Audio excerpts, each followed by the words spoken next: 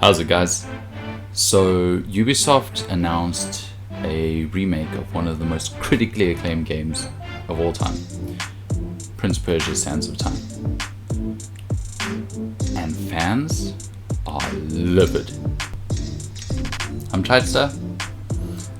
Let's talk about whether Ubisoft needs to hit L1, rewind, and try again.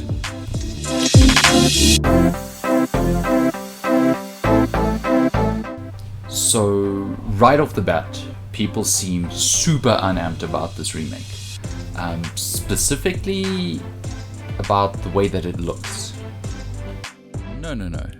That's not what happened. You spelt badly remastered wrong. The dagger is so powerful, the Someone graphics back in improvement time is immeasurable. He doesn't And even one look day he's Persian ruined. anymore. He looks like a white dude named The Chad remake who of Sands of Mortal Time for Red PS3 guy. and I'm 360. sure the game's great. This And this out of made 2020 however, worse. I was so excited when I saw this we need a announcement. remake of this And now remake. I literally want to Ubisoft curl up remake and should get a die. remake. Let's put on the nostalgia glasses and get on the hate train. Most people think time is like a river that flows swift and sure in one direction. But I have seen the face of time, and I can tell you, they are wrong. What the f*** is that? Inside the hourglass is a marvel no living man has ever Very seen. nice. Only the dagger can unlock the sands of time. Friggin' I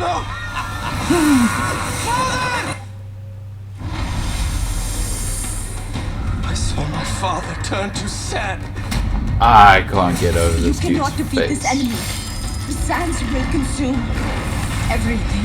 Okay. Come with me then. But I warn you, I move pretty fast. You'd better keep up. Yuri Lowenthal still killing it. Turn back time.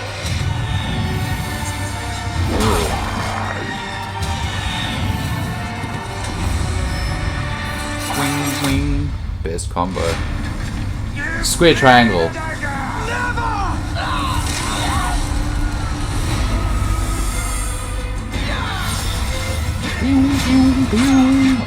Okay.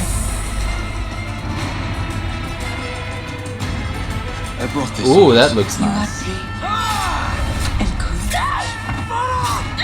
Ow. Don't let go. Draco, look here.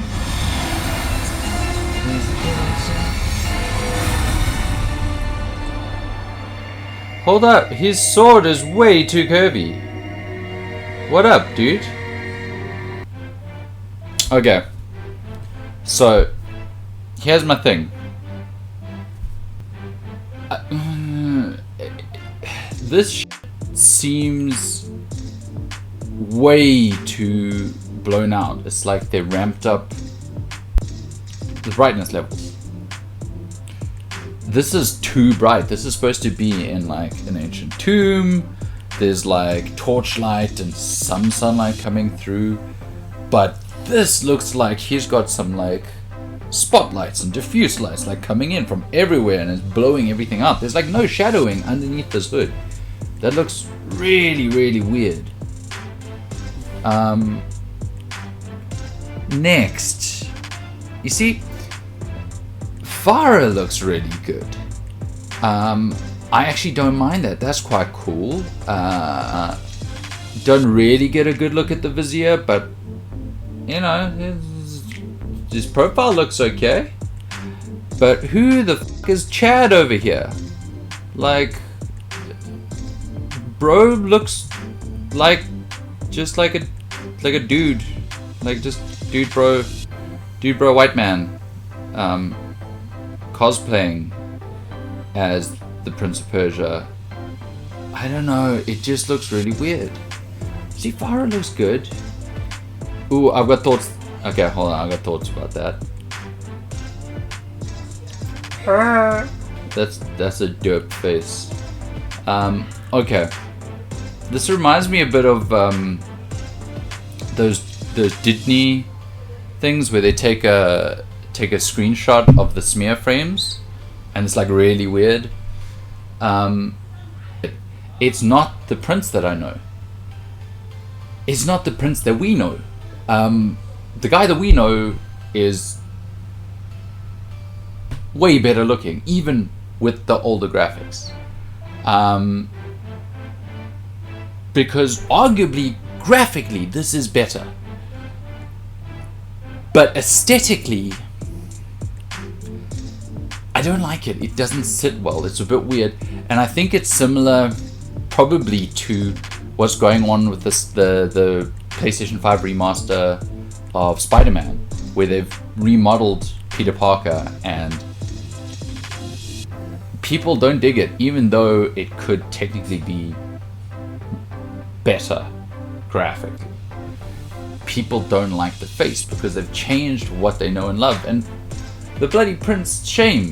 Dude can't catch a break with his face, because I remember being grossed out by the face that I saw in the Forgotten Sands one. The concept art looked kind of cool. The box art looked different, but also kind of cool. And then you get Dude Bro, and he looked manky. But yeah, okay, cool. Let's move on from this. Sound effects, nice. That's cool. I like the detailing in the cloth. Bro's turning. Okay, so looks like they've gone for sandy creatures where like the pits of their eyes and their mouths are just like sand. And that's cool, I don't mind. I'm a bit worried it's gonna look muddy. Be pretty cool if with the, you can't really tell here. It looks like maybe there's bits of sand coming off of them. But they're gonna have to be careful that they don't just look like muddy, like untextured blobs. Okay, these beetles were stone, if I can remember correctly last time I saw, so that's a thing. I like this dude. Oh, there you go, you got some sand coming off of him right there. Okay. Ooh, okay. That needs, I think, a little bit of work, but not bad, okay. I can't wait to explore this world again. Okay, there's a lot of detail in this. So you can see they've put in a hell of a lot of work.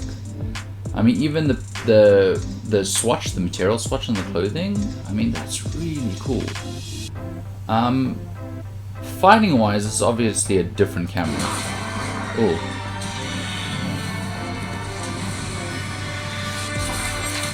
Okay, that looks... Okay, it looks like there's a sort of speed ramp there that's a bit awkward to me. That like,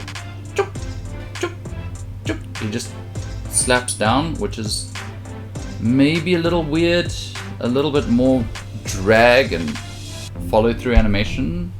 But maybe it's speed ramping for the sake of the trailer, I don't know. I'm sure this is still early days though, so they can clean this stuff up.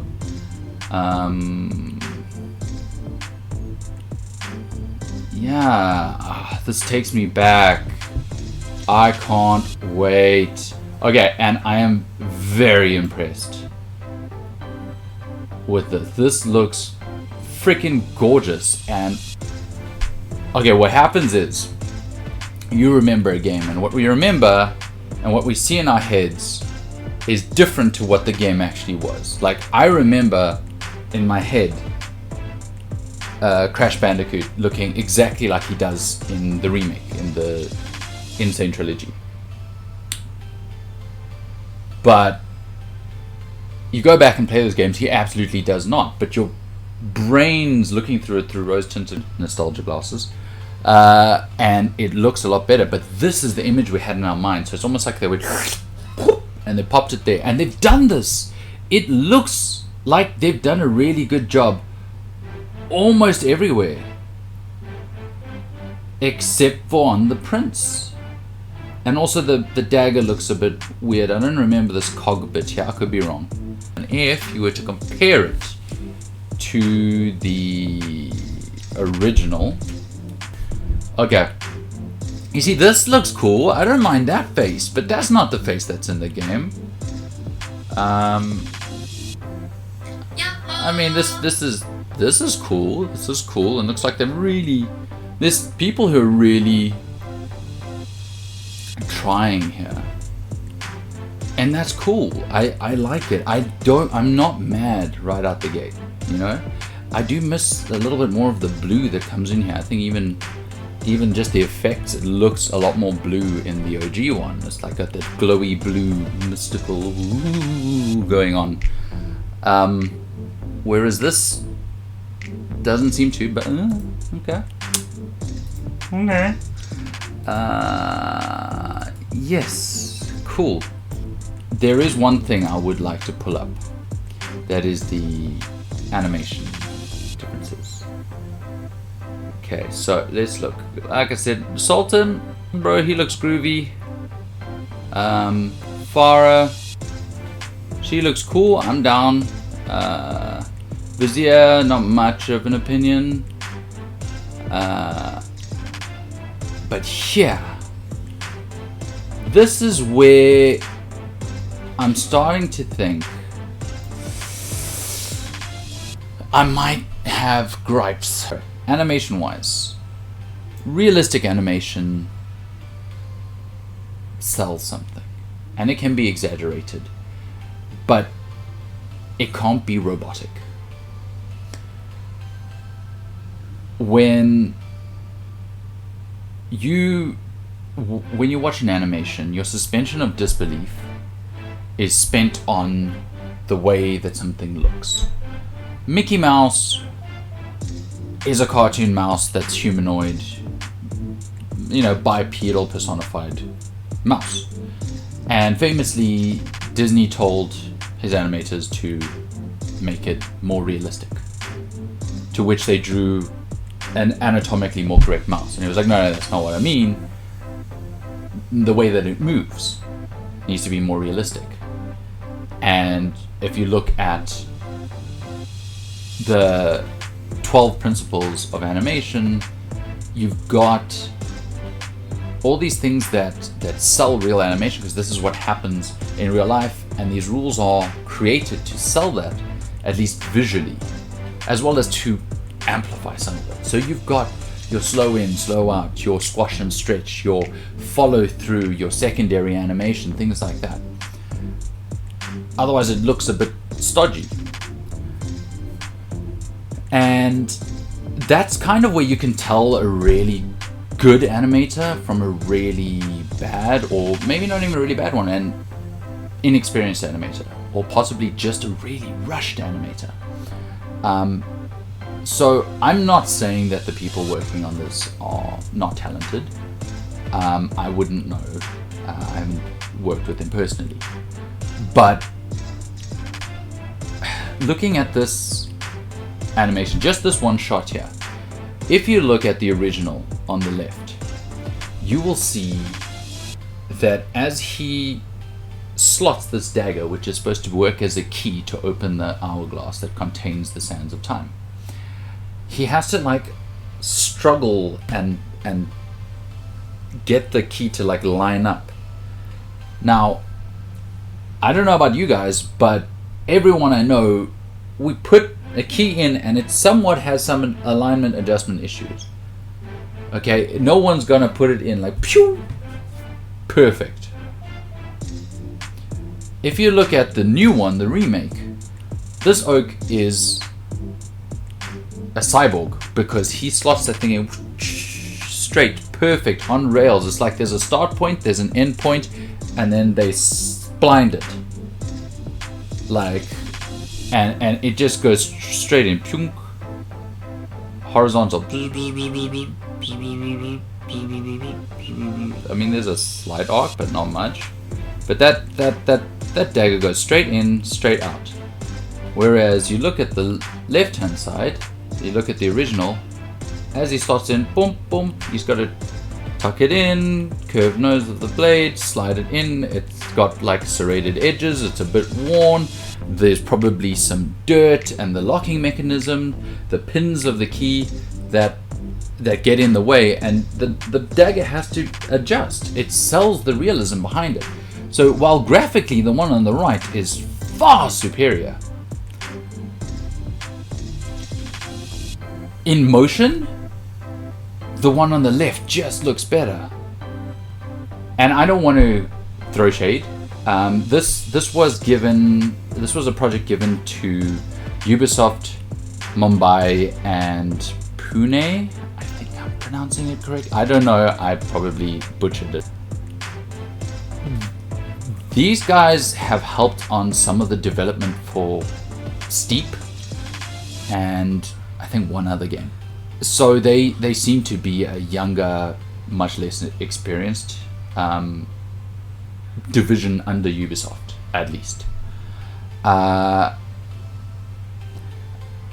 the way I would have gone about it, with arguably one of, if not the most beloved IPs that we created, as a company. I would have worked my ass off to get back as much of the original team as humanly possible, or at least get a lot of the original team to oversee the work done by the studio. I'm amped to play this again. I'm just really weirded out by the way the Prince looks and how they've pumped up the brightness of a lot of these scenes. But yeah, cool. Let's hit L1, rewind, and see if we can approach this in a different way.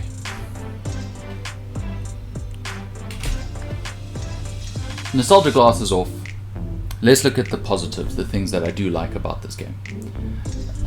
Or about this. Number one, we still have Yuri Lowenthal as the voice of the Prince, which, killing it always. Yuri's my boy. And even after 2003, 17 years later, this Oak's voice doesn't sound to have changed one bit. I don't know how, but legend. Okay, cool. That there. Positive.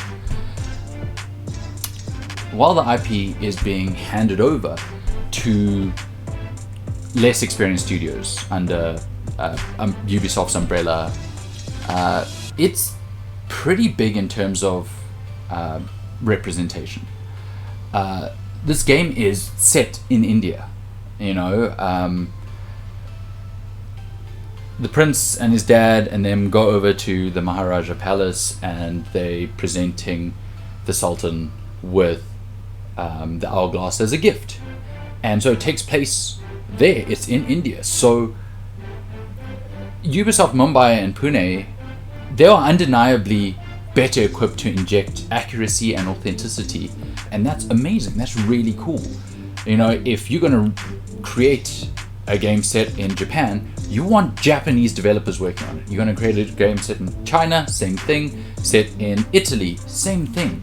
You want to tell culturally authentic stories and make sure that you can express the story you want to tell, but in the best way possible.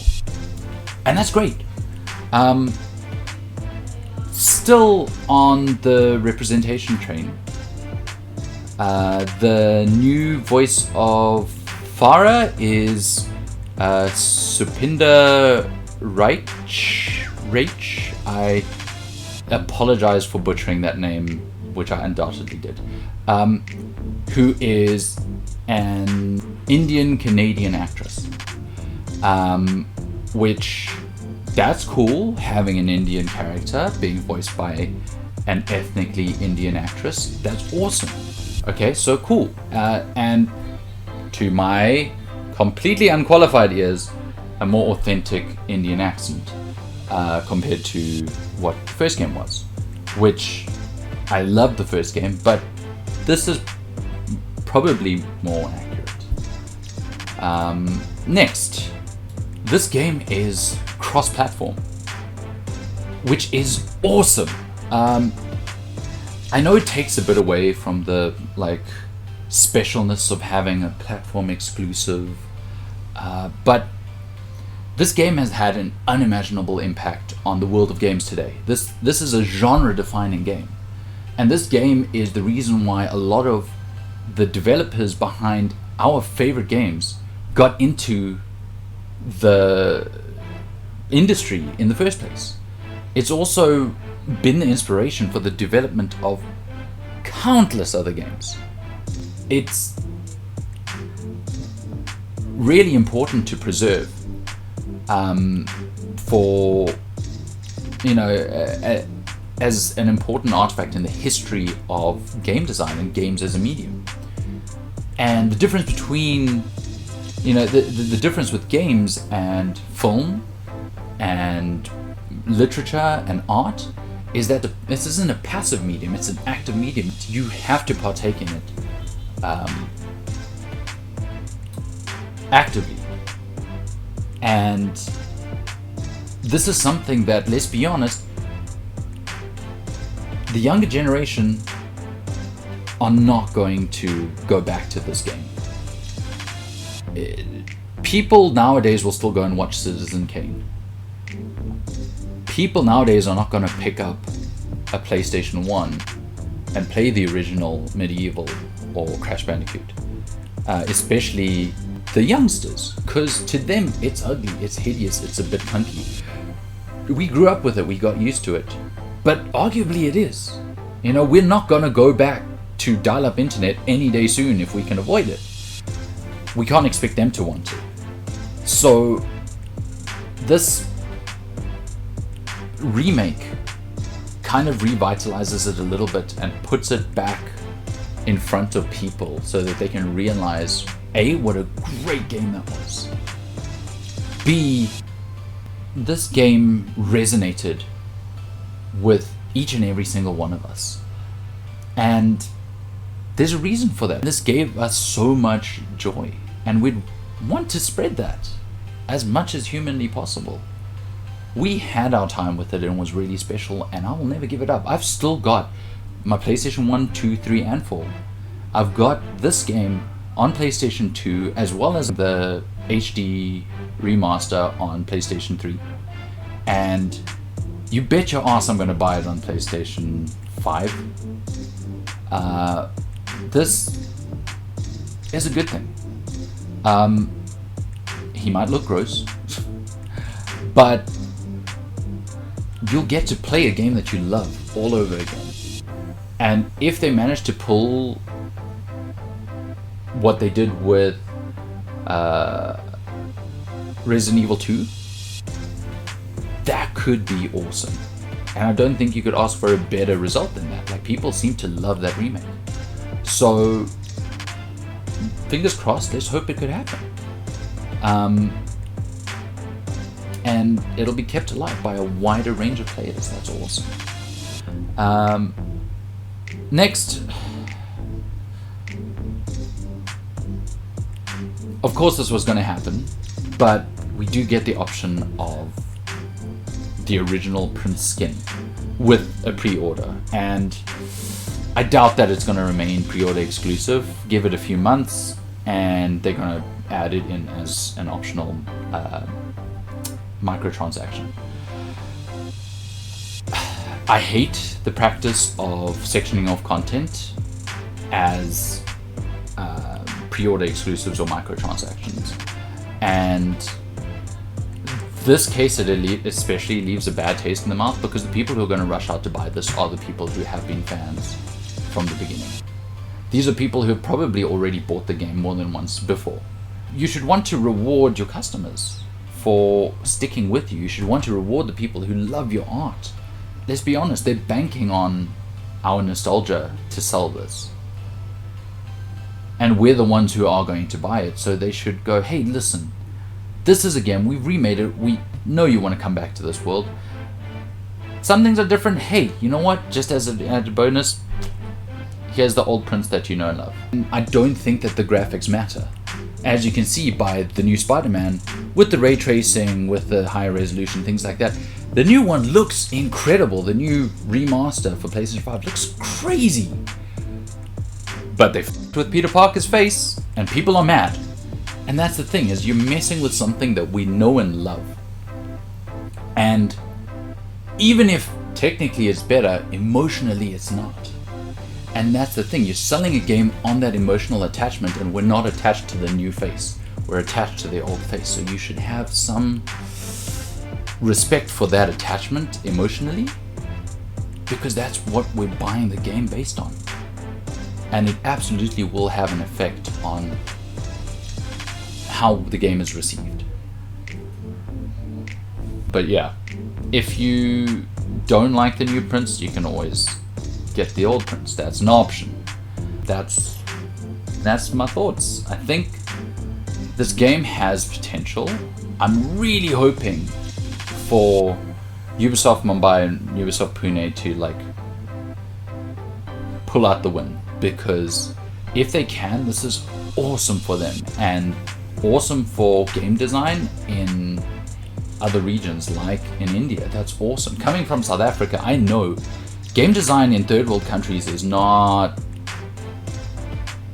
a thing that is very big. We got some really talented people, but all the talented people tend to have to go overseas, because that's where the opportunities are. And the standard in those countries of the work produced tends to be lower, because generally the budget's also a lot lower. If you can build up and start the industry, that's a great thing. And more great studios means more great games, means more fun for us as gamers, means more life into the industry. That can't be wrong. So yeah, it could be good. Yeah, those are my thoughts. Please let me know what you think in the comment section down below. And subscribe, that'd be cool. But I guess I'll catch you in the next one.